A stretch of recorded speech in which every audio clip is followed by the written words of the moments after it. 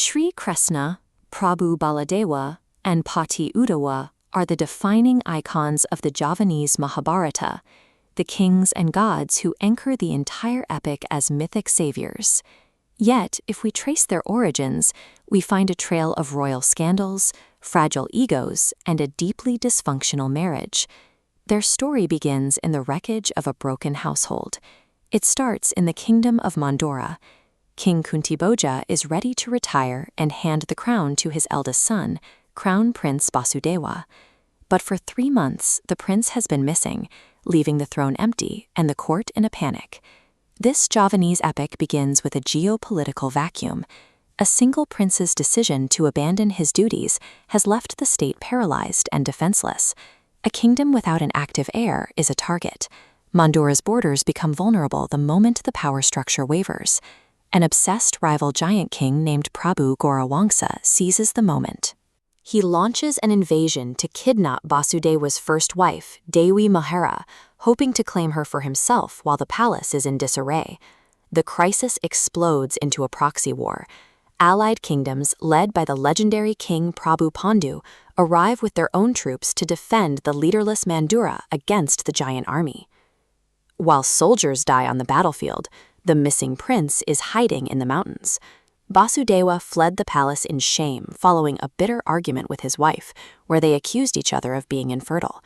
Thousands of lives are at risk in a massive international conflict, all because one prince could not face his own biological insecurities. Miles away from the front lines, Basudewa wanders the slopes of Mount Suweda. In a desperate attempt to prove he can father a child, he has already taken a second wife, Endong Rohini.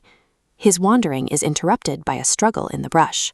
He finds a massive white serpent pinned down beneath a heavy boulder, fighting for midlife as a giant bird swoops in for the kill. Basudeva drives the bird away and heaves the stone aside. The serpent transforms into the god Batara Basuki. At this moment, the prince's private crisis collides with the divine order. Batara Basuki immediately exposes the prince's darkest secret. The god reveals he knows about Basudeva's illegitimate affair with a palace singer, a reckless act born out spite toward his first wife. Javanese mythology often treats human flaws as essential tools. Instead of punishing Basudeva's infidelity, the god intends to use it to serve a larger cosmic purpose. Batara Basuki reveals a blueprint. Basudeva must father 4 bloodlines. First, hide the pregnant singer in a remote farming village. Next, secure an heir with his second wife, win a royal princess, and wed another palace singer to complete the genetic matrix. Basudewa immediately works to fulfill these demands. He and his youngest brother travel to the kingdom of Vidarbha, crash a martial arts tournament, and defeat the competing kings to secure the required princess. From the divine perspective, human error and royal scandals are the essential raw materials for a predetermined future. With the war won and the giant army repelled, Basudewa returns to the palace in Mandura. He arrives with his new wives, bringing his complicated personal life into the heart of the kingdom. The tension reaches a breaking point. Dewi Devaki, the first wife, is humiliated by her husband's new marriages and her own continued infertility.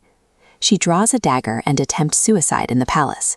She is stopped by a surprising act of domestic unity. The new wives intervene, physically restraining her and submitting to her authority to save her life.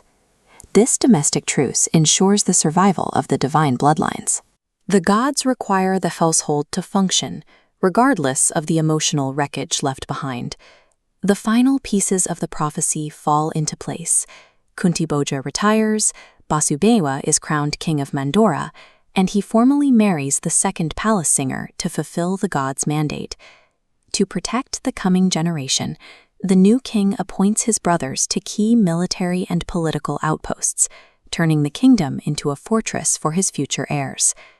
Javanese Wayang storytelling treats destiny as a crooked path, paved with human friction.